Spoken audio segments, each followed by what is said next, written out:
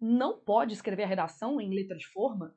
Eu sou obrigada a ter 4 operadores argumentativos ao longo de todo o texto? Se eu tiver rasura, eu vou zerar a redação?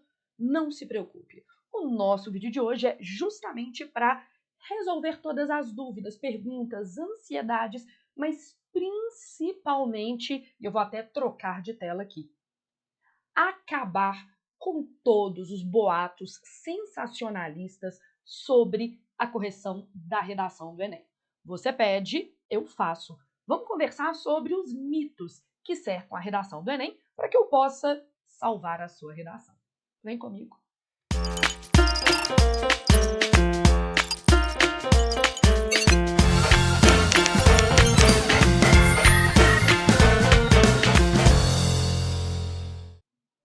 Como vocês sabem, eu tenho um perfil naquela rede social da vida perfeita, das fotos, e é a mesma arroba daquela outra rede social dos vídeos curtos. Lá no @JanaRabelo, eu perguntei para os alunos quais eram os principais mitos, boatos, rumores e fofoquinhas que os assustavam em relação à redação do Enem. Os alunos me responderam, na verdade eu recebi uma chuva de respostas, vou colocar algumas aqui para vocês verem, algumas eu já respondi e algumas, as mais complexas e as mais importantes, eu deixei para responder neste vídeo. A propósito, momento metalinguístico, aproveita que você já está aqui, deixa um like nesse vídeo ou deixa uma dúvida aqui nos comentários, assina o canal, ativa as notificações, de modo que você receba cada vez mais conteúdo daqui, beleza? Aguardo o seu biscoito virtual, porque é, no final das contas, a recompensa desta YouTube professora. Professora Tube? Ai, meu Deus, fiquei em dúvida. Bom, selecionei algumas das perguntas feitas pelos alunos, não vai dar para responder tudo, mas eu separei aquelas que eu acho mais importantes e ou polêmicas. Eu vou projetar elas aqui, vocês vão ver ali uma imagem do meu Instagram e eu vou respondendo aos pouquinhos. Vamos ali para o seguinte. Dúvida muito comum, vou colocar aqui na tela, ó. E aí vocês vão me ver gravando este vídeo, quer ver, ó? Momento metalinguístico. Vocês vão me ver colocando o tablet e vou aparecer aqui virada. Ai, meu Deus, vai ficar estranho, mas tudo bem. Ótimo. Ô, Jana, pode usar o inicialmente no primeiro parágrafo de desenvolvimento? Pode. Entretanto, o inicialmente, ele tem apenas a função de ordenar os argumentos, dizer quais argumentos vêm primeiro ou depois. Ou seja, é muito importante que eu faça com vocês a diferença entre um mecanismo coesivo simples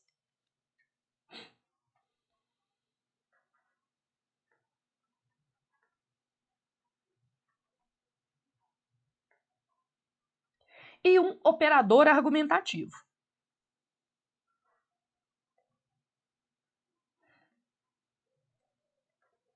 Que eu gosto de usar para ele a sigla OA. O inicialmente, ele é considerado um operador argumentativo, ou desculpa, um mecanismo coesivo, porque ele dá a ordem dos argumentos que virão em seguida. Entretanto, na minha opinião, ele não é um bom mecanismo coesivo para início de parágrafo, porque ele apenas fala a ordem dos argumentos. Eu sugiro, no início do D1, estratégias coesivas que deixem explícita essa ligação além da mera ordenação. Então, eu coloco, por exemplo, para os meus alunos o nesse contexto, porque no final da introdução, normalmente, você apresentou um contexto, algo como nesse contexto, nessa perspectiva, nesse quadro. Isso é diferente de um operador argumentativo. Um operador argumentativo, ele cumpre duas funções. Ele cumpre, primeiro, a função de coesão, ele estabelece a ligação entre dois parágrafos, mas também ele estabelece a função de sentido. Ele fala se aquela união, né, o que une aqueles dois parágrafos é a adição de argumentos, se é a contraposição entre os argumentos, se é, por exemplo, a consequência do que veio do parágrafo anterior. É por isso que é mais comum que a gente use o operador argumentativo no D2 e na conclusão, tá? De todo modo, eu tenho uma dica para te dar. Temos vídeos aqui no canal sobre operador argumentativo, ou seja, acabou de assistir a este vídeo e tem dúvida sobre operador argumentativo, aqui dentro do canal é só colocar na barra de pesquisa operador argumentativo. Nós temos vídeos sobre isso. Bora para uma próxima pergunta? A próxima pergunta que eu vou mostrar para vocês aqui é... Tananã, que é uma pergunta que é complexa, então eu tenho que colocar tudo. A minha prof disse que tinha que retomar a tese na conclusão. Primeiro, isso, né, uma frase no início da conclusão, no início da proposta de intervenção, que retome a tese, não é obrigatória. Não é obrigatório. Não existe essa exigência na correção do Enem. Entretanto, eu indico fortemente que, havendo espaço suficiente, você faça essa primeira frase que amarra o texto como um todo. Eu normalmente chamo essa frase de gancho. Então, como que ficaria, né, uma proposta de intervenção, na minha opinião, adequada? Você vai fazer lá, estamos na conclusão, você vai apresentar uma proposta de intervenção na sua conclusão. Eu sugiro que você ponha o gancho, que é facultativo, que seria equivalente, por exemplo, ao portanto, medidas são necessárias para resolver o aumento do uso dos agrotóxicos no Brasil. Mas essa frase, ela é facultativa. Eu estou sinalizando isso por meio desse asterisco aqui. Então, o gancho é facultativo, o que é obrigatório. Que você tenha objetivo, agente, ação, meio e o detalhamento de qualquer um dos elementos anteriores. E se sobrar espaço, você vai colocar a frase de fechamento, que normalmente ou retoma um repertório sociocultural ou algum argumento anterior. Então, primeira coisa, você não tem que retomar a tese na conclusão para a correção do Enem. Pode ser que a sua professora te peça isso porque ela é exigente. Eu vou ser muito sincera. Eu peço isso para os meus alunos como um a mais, um jeito de melhorar a redação.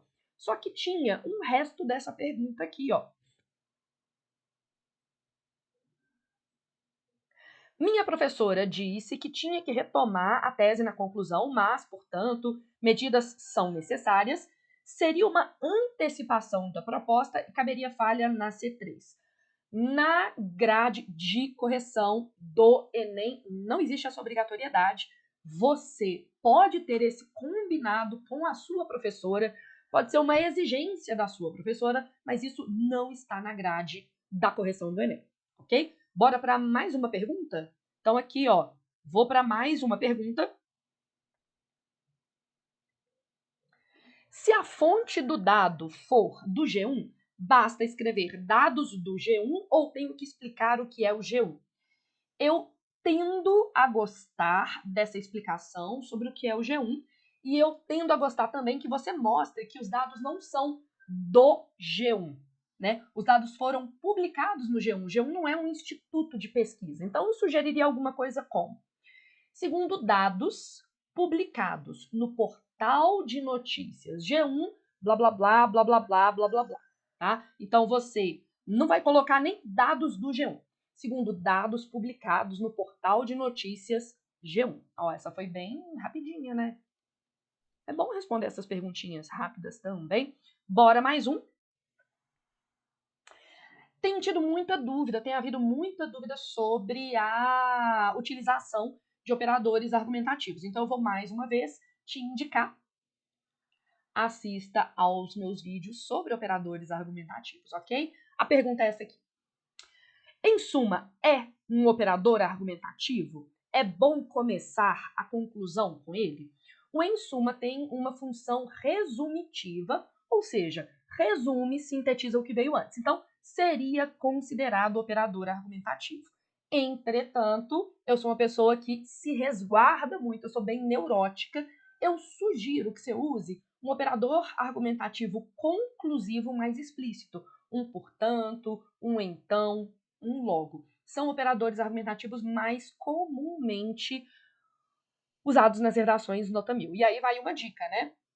Neste momento, eu acho que é imprescindível que você estude redações nota 1000 de anos anteriores para ver o que há em comum entre essas redações. Ó, estamos batendo 10 minutinhos de vídeo. Eu acho que eu vou fazer mais um pouquinho de pergunta. Pode ser? Me fala aí, por favor, quanto tempo você acha um tempo ideal para um vídeo aqui no YouTube para tirar dúvidas? Mais uma dúvida? Ô, Jana, um D1 com umas 3 linhas a mais do que o D2 ou vice-versa compromete a coesão? Não. Quantidade de linhas não é critério de correção do Enem. O que você não pode, não deve, é fazer um parágrafo frasal, que é um parágrafo que tenha apenas um período.